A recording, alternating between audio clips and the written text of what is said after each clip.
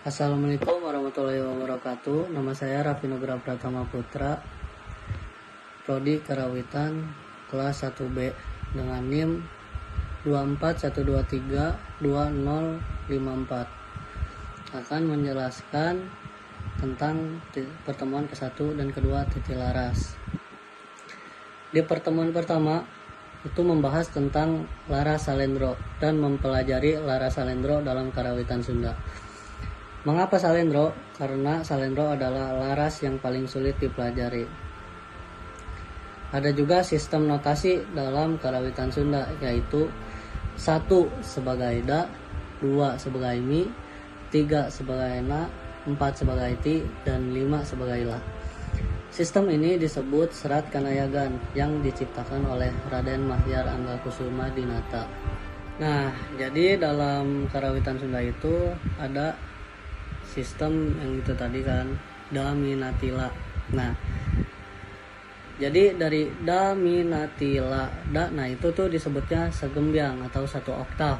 Nah, kalau misalnya oktavnya semakin rendah, nah itu ditandai dengan titik yang berada di atas, dan sebaliknya kalau nadanya lebih makin tinggi itu ditandai dengan titik yang berada di bawah. Jadi ini misal angka 2 nih, terus titiknya itu di bawah, nah itu berarti 2-nya itu yang tinggi.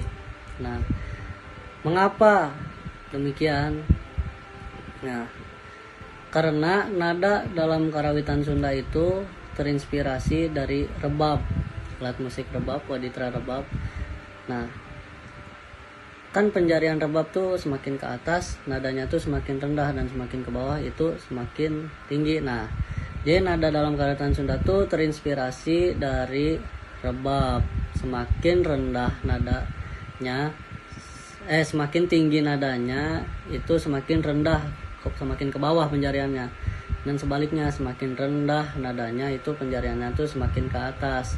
Nah, makanya mengapa titiknya tuh ada, kalau rendah itu ada di atas dan kalau tinggi itu ada di bawah. Berbeda terbalik dengan nada di barat. Kalau di barat kan nadanya makin tinggi itu di atas, dan kalau semakin rendah itu titiknya di bawah. Nah, jadi berbanding terbalik ya dengan yang ada di Karawitan Sunda. Nah, lanjut, dalam Karawitan Sunda ada yang dinamakan nada mutlak, yaitu nada yang tidak dapat dirubah. Di antaranya yaitu tugu, peloran, panelu, galimer, dan singgul.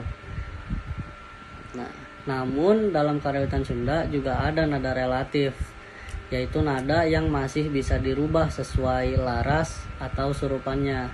Di antara lain yaitu 1, 2, 3, 4, 5.